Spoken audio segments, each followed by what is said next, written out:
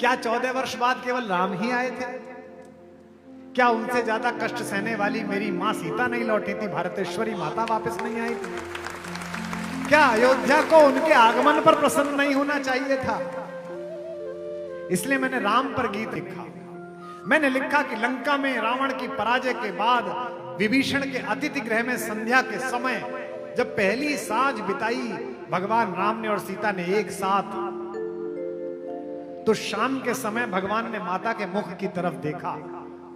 यहां विवाहित लोग बैठे हैं, शादी को 25-30 साल हो जाएं तो भाषा गायब हो जाती है, संकेत प्रमुख हो जाते हैं।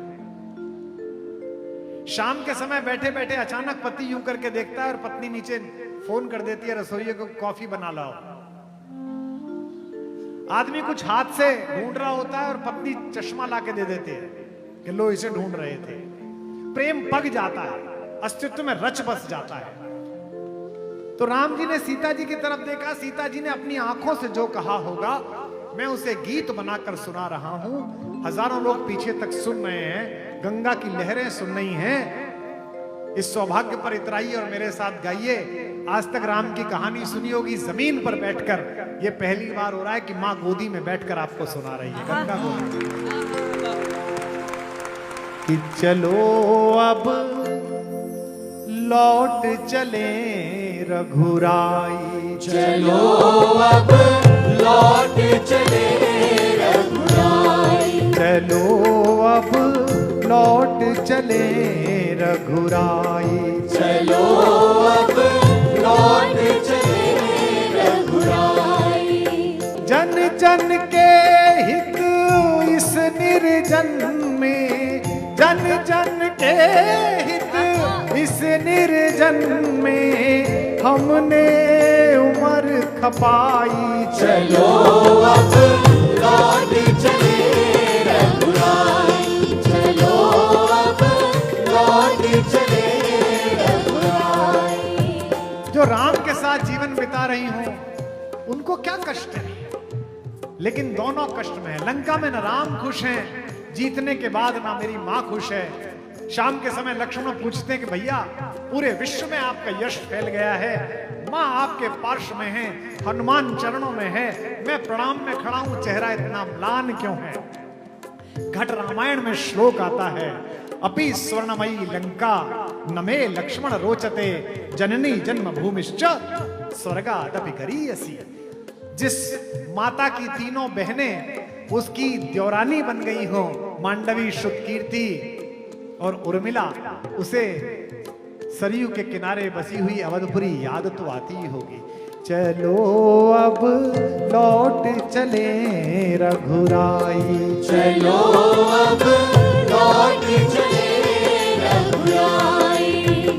सरयू के तट बिलख रहे हैं, सरयू के तट बिलख रहे हैं, रसते रसता निरख रहे हैं, रसते रसता निरख रहे हैं। सासें देवर संग सहेली, सासें देवर संग सहेली।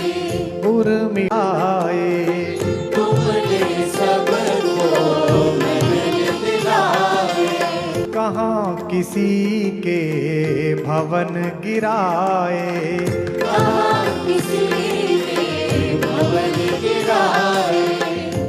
फिर क्यों जग के असुर पक्ष ने, फिर क्यों जग में असुर पक्ष ने हम दोनों के धाम डहाए, हम दोनों के नाम गाए।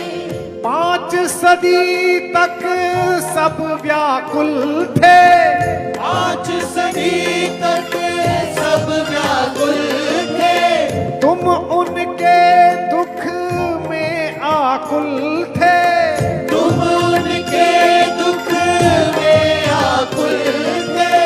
आज उन्हीं प्रभु के प्यारों ने, आज उन्हीं प्रभु के प्यारों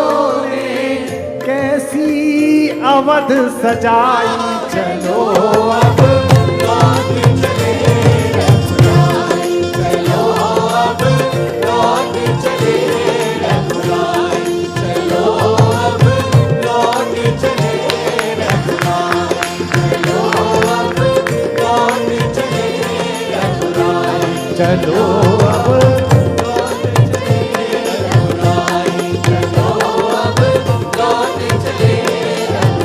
यूं गाइए।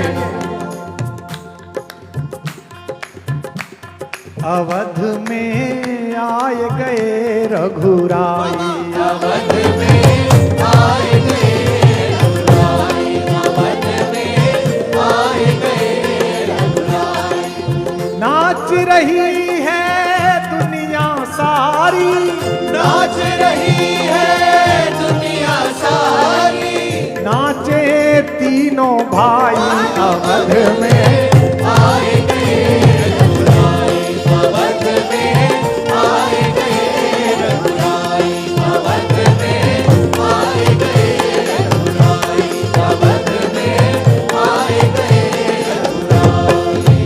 और श्याम रामचंद्र भगवान की जय।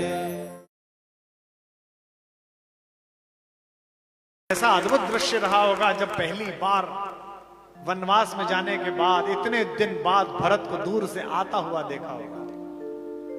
कवि ने कल्पना की, नंगे थे पांव बावले के, कीचड़ मिट्टी में लिसे हुए, कुछ कुछ बह रहा रक्त भी था, कंकड़ भी थे कुछ चुभे हुए, वह व्याकुल था थी बढ़ने की, धनु कहीं कहीं पर तीर गिरा, मही पर तरकश के साथ साथ मुनियों वाला वह चीर गिरा। बावला चाहता है पहले रघुबर को शीश झुका लूं मैं, रघुवीर चाहते हैं पागल को पहले गले लगा लूं।